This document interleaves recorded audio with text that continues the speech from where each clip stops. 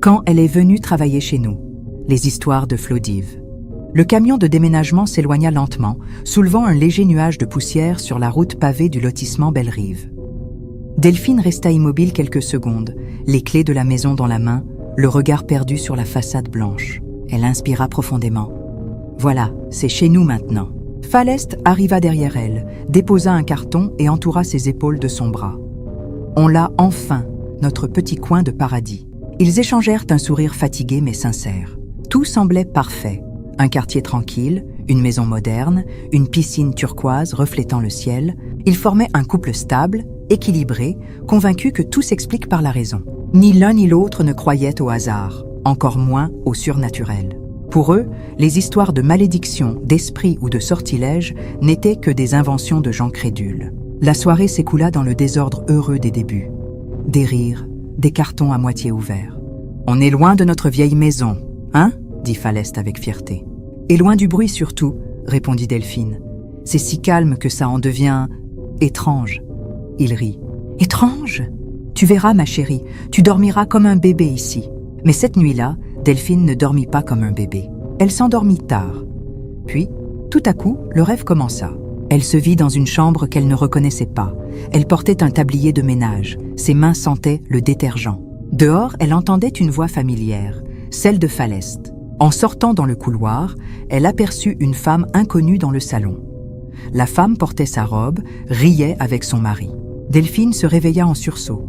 Faleste dormait à côté d'elle, paisible. Elle se pencha, toucha son bras. « Faleste, réveille-toi. » Il grogna, cligna des yeux. « Qu'est-ce qu'il y a ? J'ai fait un rêve. » C'était affreux. Il l'écouta à moitié, encore engourdi. Quand elle eut fini de raconter, il rit doucement. « Tu stresses à cause du déménagement. C'est normal, ça te passera. » Non, c'était tellement réel. Je sentais tout. L'odeur du savon, la chaleur, tout. « Dors, ma chérie. On en rira demain matin. » Il l'attira contre lui et ferma les yeux. Mais Delphine, elle, resta éveillée. Le matin s'était levé sur Belle-Rive. Delphine repensa à son rêve. Les images s'étaient estompées, mais la sensation, elle, restait. Celle d'avoir été remplacée, volée. Faleste arriva derrière elle. « Tu es déjà debout ? » ?»« Oui, je n'ai pas très bien dormi. » Il posa un baiser sur sa joue. « On déjeune en ville ce soir ? » ?»« Si tu veux. »« Parfait. Et essaie de ne pas trop ruminer, d'accord ? C'est juste le stress. » Il attrapa ses clés de voiture et partit en sifflotant. Vers 11h, quelqu'un frappa à la porte. Delphine, surprise, alla ouvrir. Une femme d'une trentaine d'années se tenait là. « Bonjour, madame. Excusez-moi de vous déranger. Je m'appelle Rita. »« Bonjour. Que puis-je pour vous ?» La voix de la femme était douce, presque timide. « J'habite un peu plus bas, dans la rue du Cyprès. J'ai entendu dire que vous veniez d'emménager. Je cherche du travail. Ménage, repassage, jardin. Je peux venir quelques jours pour vous aider si vous avez besoin. » Delphine resta interdite. Elle allait refuser poliment. Mais Rita ajouta dans un sourire léger « Et j'aime bien m'occuper des piscines. » Une phrase anodine, mais qui fit frissonner Delphine sans qu'elle sache pourquoi. « Vous entretenez les bassins aussi ?»« Un peu, oui. D'accord. Donnez-moi votre numéro. Je vous ferai signe au cas où. » Faleste rentra à midi. Quand Delphine lui raconta la visite, il n'y trouva aucun souci. « Et alors, on a besoin d'aide, non ?»« Oui, mais je ne sais pas. Elle est arrivée comme ça, sans qu'on l'appelle. » « C'est une voisine qui cherche du travail, c'est tout. Ce n'est pas un signe du destin. » Il plaisantait, mais elle ne riait pas. Finalement, ils acceptèrent. Rita devait commencer le lendemain. Elle s'installa dans la chambre du rez-de-chaussée. Elle y vivrait la semaine et rentrerait chez elle le week-end, comme convenu avec le couple. Le premier jour, tout se passa parfaitement. Rita travaillait vite, sans bruit. Elle ne posait pas de questions. Faleste la trouva discrète et efficace, ce qui pour lui valait une médaille. Mais Delphine, elle, observait. Rita semblait connaître la maison comme si elle y avait déjà vécu. Elle ouvrait les bons tiroirs sans chercher, savait où étaient les produits de nettoyage. Et parfois, quand elle passait près de la baie vitrée, ses yeux restaient un peu trop longtemps fixés sur l'eau turquoise. Le vendredi soir, Delphine la remercia et lui proposa de rentrer. Rita refusa poliment. « Si vous permettez, madame, je voudrais juste rincer la terrasse avant de partir. » Elle prit un seau d'eau et rinça la terrasse. Une fois finie, elle se pencha et resta un moment immobile devant la piscine, comme hypnotisée par les reflets. Delphine la regardait depuis la cuisine, les bras croisés. Rita plongea lentement sa main dans l'eau. 1 minute passa, peut-être 2. Puis elle se redressa, essuya sa main et sourit. Elle retourna vers Delphine. « Voilà, bonne soirée, madame. » Delphine la suivit du regard jusqu'à la clôture. Quand la porte se referma, elle se rendit compte qu'elle retenait son souffle. Les jours suivants, Rita se mettait aussitôt au travail, sans un mot de trop. Delphine appréciait cette discrétion, du moins au début. Elle n'arrivait pas à cerner cette femme. Rita n'avait rien de menaçant, mais il y avait, dans sa façon de se déplacer, quelque chose d'inquiétant. Un après-midi, Delphine rentrait plus tôt du bureau. Elle trouva la maison parfaitement rangée, comme d'habitude. « Rita !» appela-t-elle. Pas de réponse. Elle fit le tour du rez-de-chaussée, puis aperçut la porte-fenêtre ouverte sur la terrasse. Dehors, Rita rinçait un chiffon, les pieds nus sur le carrelage, le regard perdu dans l'eau du bassin. Delphine s'approcha, gênée. « Tu as fini pour aujourd'hui ?»« Ah, presque, madame. Je voulais juste que tout soit propre avant que monsieur rentre. »« Monsieur ?» demanda-t-elle.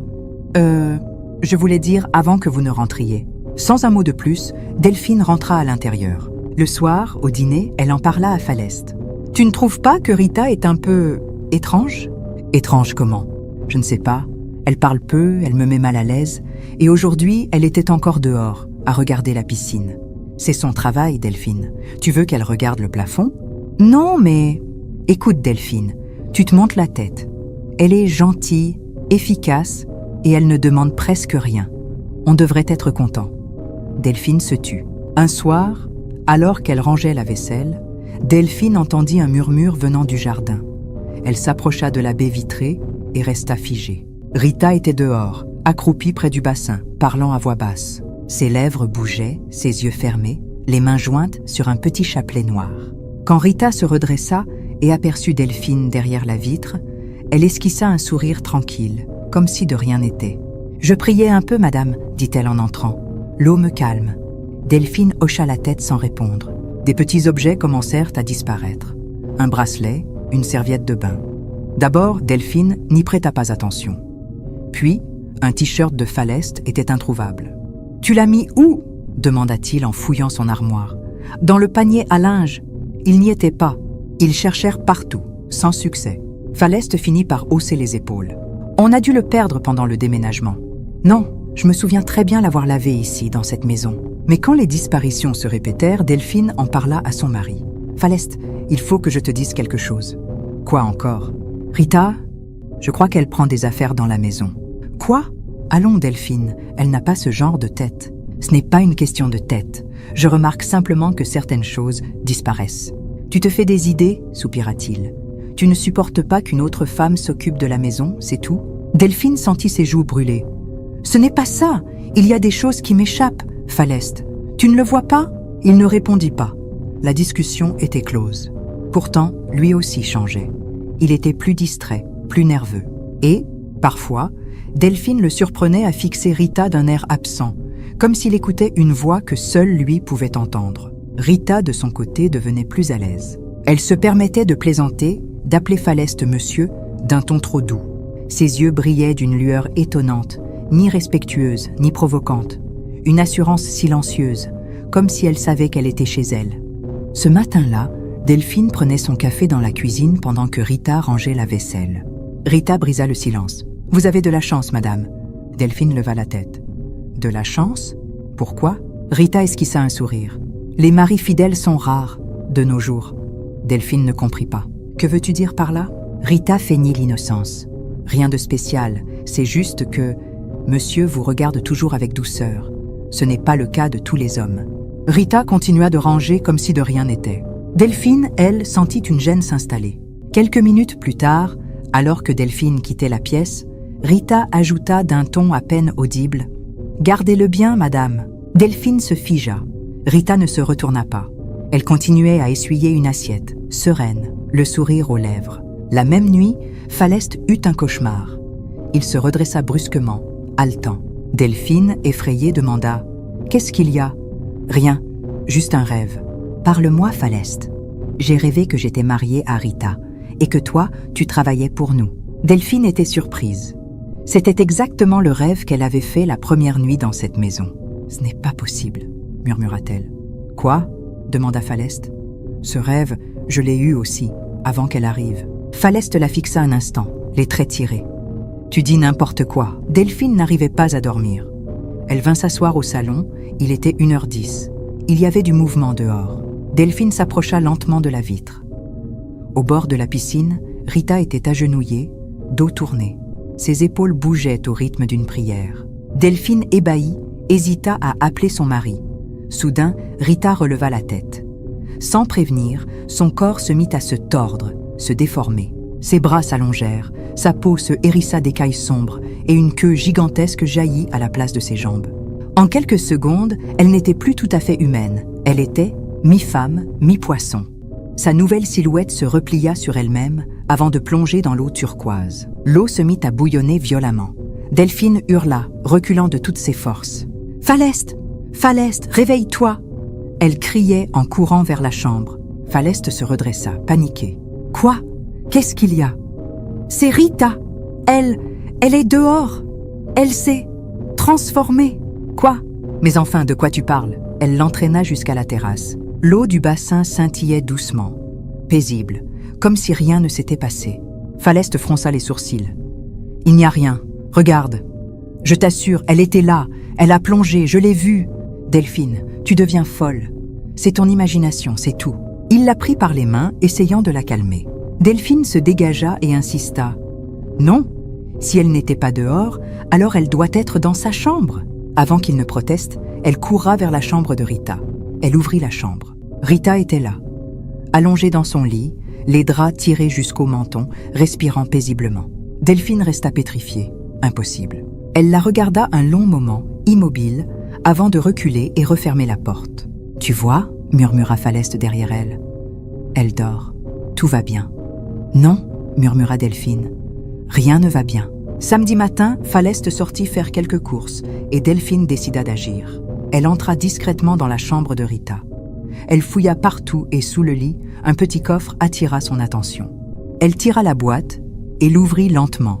À l'intérieur, sa serviette de bain, roulée et nouée avec une ficelle rouge et noire, un t-shirt de Faleste, soigneusement plié, un bracelet attaché par un ruban noir et un papier sur lequel est écrit « Que ton sang ne cesse de couler jusqu'à ce qu'il te quitte ». Delphine recula, suffocant. Tout son corps tremblait. Elle déposa la boîte et sortit en courant. Quelques heures plus tard, quand Faleste rentra, elle bondit vers lui. « Je vais te montrer, tu verras par toi-même. » Elle le tira jusqu'à la chambre de Rita. Ses mains tremblaient tellement qu'elle eut du mal à ouvrir la boîte. Mais à l'intérieur, rien, parfaitement vide. Non, non, ce n'est pas possible. Elle était pleine. Il y avait des choses, des objets à moi, à toi. Delphine, écoute-toi. Faleste soupira, exaspéré. Tu cherches des signes là où il n'y en a pas. Je t'en prie, Faleste. Je te jure, je les ai vus, mais ces mots se perdirent dans le vide. Faleste la prit par les épaules, la regarda avec une pitié froide. « Repose-toi, je crois que cette maison te monte à la tête. » Delphine cacha quand même la boîte vide au fond d'un placard. Elle prit enfin une décision. Rita devait partir. Lundi matin, elle l'attendit dans le salon. Quand Rita entra, souriante comme toujours, Delphine sentit son cœur battre plus vite. « Rita, assieds-toi, » dit-elle. « Bien sûr, madame. Il y a un problème ?» Delphine inspira profondément. « Oui. Je pense qu'il est temps que tu rentres définitivement chez toi. Tu as été très utile, mais je crois qu'on va se débrouiller seul, maintenant. » Rita resta immobile, son regard fixé sur elle. Puis, lentement, ses traits se transformèrent. Son sourire s'effaça, remplacé par une expression blessée, presque enfantine. « Ne me mettez pas dehors, madame, » murmura-t-elle d'une voix étranglée. « Ce n'est pas contre toi, c'est juste... » « Je n'ai pas d'autre source de revenus, » coupa Rita. « Si vous me renvoyez, je ne m'en sortirai pas. » Ses yeux humides paraissaient sincères. Delphine ressentit un élan de compassion la traverser. « Tu ne comprends pas, Rita ? J'ai besoin de travailler, madame, et je n'ai rien fait de mal. » Delphine resta silencieuse. Elle voulait dire « C'est faux, je sais ce que tu caches. » Mais les mots restèrent coincés dans sa gorge. Quelque chose dans le ton de Rita, dans son regard sombre et calme, l'empêchait de parler. À ce moment, Faleste arriva au salon. « Que se passe-t-il ? Je n'ai plus besoin de ses services, » répondit-elle. « Quoi ? Mais pourquoi ?» Delphine sentit son visage s'enflammer. « Parce que J'ai besoin de tranquillité. Allons, tu exagères, coupa Faleste avec un soupir. Rita travaille bien, elle est sérieuse. Laisse-la finir le mois, au moins. Rita baissa la tête, comme gênée, mais un léger sourire effleura ses lèvres. Oui, madame, juste jusqu'à la fin du mois. Après, je partirai. Promis. Delphine sentit ses épaules se raidir. Elle voulait crier non, mais les mots de Faleste tournaient encore dans sa tête. Tu dramatises toujours tout, Delphine. Elle acquiesça faiblement. Très bien, jusqu'à la fin du mois. Rita releva lentement les yeux. Merci, madame. Vous ne le regretterez pas. Un soir, Faleste s'assit seul sur le canapé. Rita venait de rentrer de week-end. Delphine, épuisée, alla se coucher avant lui, mais son sommeil fut bref. Vers 2 heures du matin, elle se réveilla. Un bruit régulier montait du rez-de-chaussée, un pas lent, des chuchotements, puis un léger éclat de rire. Dans le salon, la lumière bleutée du bassin découpait les silhouettes. Faleste se tenait debout, dehors, face à la piscine, immobile. À ses côtés, Rita. Elle parlait doucement, la voix basse, presque tendre. « Regarde comme elle t'appelle », murmura Rita. « Qui » demanda Faleste. « L'eau. Elle veut ton reflet. C'est le seul moyen d'être ensemble. » Delphine ouvrit la porte d'un geste brusque. « Faleste, qu'est-ce que tu fais ?» Les deux se retournèrent lentement. Rita souriait. « Il m'aide à purifier le bassin, madame, » dit-elle d'un ton calme. « Il faut que tout soit propre, avant la fin du mois. Faleste, écoute-moi. Reviens à l'intérieur. » Mais Faleste ne bougea pas. Ses yeux étaient fixés sur la surface de l'eau. Rita posa doucement sa main sur son bras. « Laisse-toi aller, » souffla-t-elle. « Elle t'attend. » Delphine se précipita, tenta d'attraper son mari. Mais au moment où elle allait le toucher, un vent glacé s'éleva du bassin. L'eau se mit à bouillir. Faleste fit un pas en avant. « Non, Faleste !» cria Delphine. Il se retourna vers elle, les yeux perdus, puis il plongea. D'un seul geste, sans hésiter. Delphine hurla, sauta dans l'eau, fouilla partout sans trouver le corps de son mari. Les secours arrivèrent 1 heure plus tard. Lorsqu'ils plongèrent, ils retrouvèrent le corps de Faleste au fond du bassin, les yeux ouverts, la bouche entr'ouverte. Aucune trace de lutte. La police conclut à un accident, crise de somnambulisme, chute accidentelle. Delphine, recroquevillée dans un coin du salon, ne disait rien. Rita se tenait non loin, les bras croisés, le visage neutre. Une fois que les secours sont partis, quand Delphine reprit ses esprits, elle se dirigea vers la chambre de Rita. Mais elle ne la trouva nulle part, et la chambre était parfaitement rangée, comme si personne n'avait vécu là. Rita n'était plus là. Personne ne l'avait vue partir. Delphine, hébétée, s'écroula au sol. Elle ne comprenait rien. Rita n'avait rien oublié, rien laissé au hasard. Ce n'était pas une fuite panique, c'était la fin d'un travail. Delphine n'avait pas dormi toute la nuit. Elle avait voulu crier la vérité aux policiers, dire ce qu'elle avait vu, dire que Rita l'avait conduit vers l'eau, que cette femme n'était pas humaine, que Faleste ne s'était pas noyé. Mais sa bouche resta close, car elle comprit soudain. Depuis des semaines, Faleste l'avait traitée de folle. Elle était une femme nerveuse, fatiguée, qui voyait des ombres là où il n'y en avait pas. Si elle parlait maintenant, si elle disait la vérité, racontant que sa domestique a parlé à son mari et qu'il s'est jeté à l'eau sous un envoûtement, il la regarderait avec compassion, puis échangerait ce regard silencieux qu'on réserve aux fous. Elle serait celle qui n'a pas supporté la mort de son mari, celle qu'on traiterait de folle. Non, elle ne leur donnerait pas cette victoire, pas à eux, et surtout pas à elle. Alors Delphine se tut.